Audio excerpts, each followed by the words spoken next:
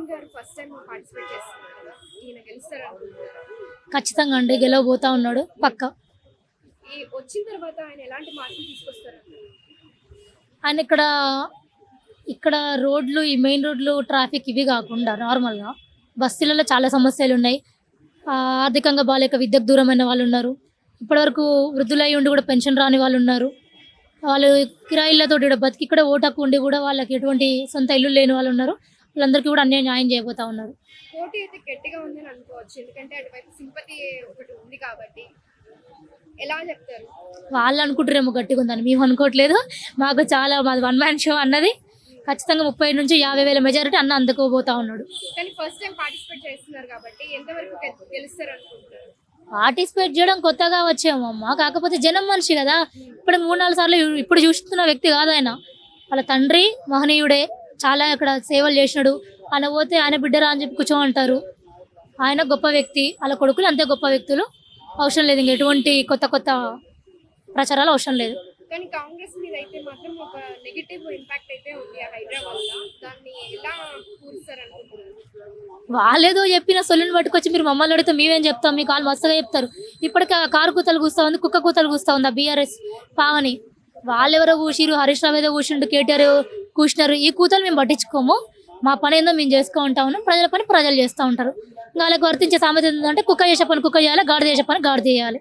మరి వాళ్ళు ఏదో వాళ్ళు నిర్ణయించుకొని చేసుకోమన్నారు. హరీష్ రావు కూడా ఇప్పుడు కేటీఆర్ కూడా ప్రచారం చేస్తున్నారు యూసఫ్ కూడలో అంతా కూడా. దాన్ని ఎలా చూడొచ్చండి? ఈ గలీలోకి వెళ్ళి మేము ప్రచారం పోతుంటే ఆ గలీలోకి వెళ్ళి పోతుండ కారు ఎక్కి. ఇంకా మరి మాకు తెలిసిన విషయము, మేము పొద్దుకులు అదే డివిజన్లు ఉంటే అక్కడ ఎవరు ఒకళ్ళు ఇప్పుడు చెప్తా ఉన్నారు ఆ డివిజన్ అని చెప్పి. ఎవరు కూడా దాచుకొని ప్రచారాలు చేస్తూ ఉన్నారు. భయం అవుతుందేమో ఏ ముఖం పెట్టుకుని అడగలేమని. పర్లేదు మేము ఏమనం, జనాలకు కూడా చెప్తాము, నిమ్మలంగా చేసుకుందాం, ఏదంటే కూర్చొని మాట్లాడుకుందాం అని చెప్తాం.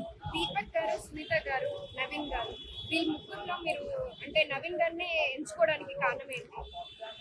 బీజేపీ క్యాండిడేట్ ఇంతవరకు జనాలకు తెలియదు, కార్యకర్తలకి చక్కగా తెలియదు అంట. ఆయన వాస్తవం ఏంటంటే జనాలకి ఏం తెలుసో తెలియదు. సునీతమ్మ గారికి రాజకీయ అనుభవం చాలా తక్కువ.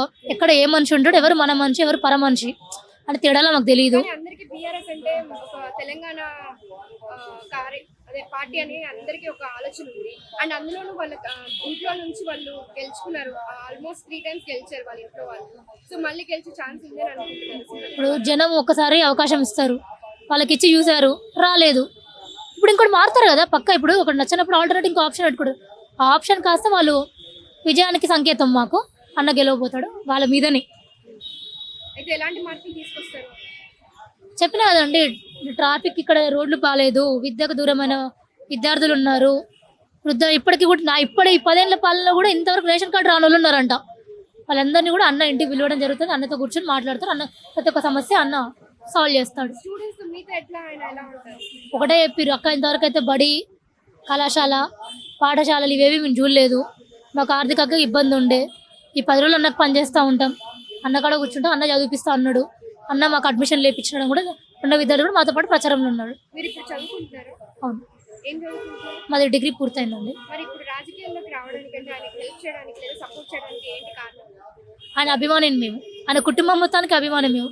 ఆ పెద్ద చిన్న శ్రీశైలం యాదవ్ ఎప్పుడు మాది నల్గొండ జిల్లా, అక్కడికి వచ్చినప్పుడు పలకరిస్తూ ఉంటాడు, అన్నవాళ్ళు పలకరిస్తూ ఉంటారు, మన మనుషులను దగ్గర తీస్తూ ఉంటారు. అలా కలుపుకోవే గుణం ఉన్న వ్యక్తికి అభిమానం చాలా చిన్న మాట.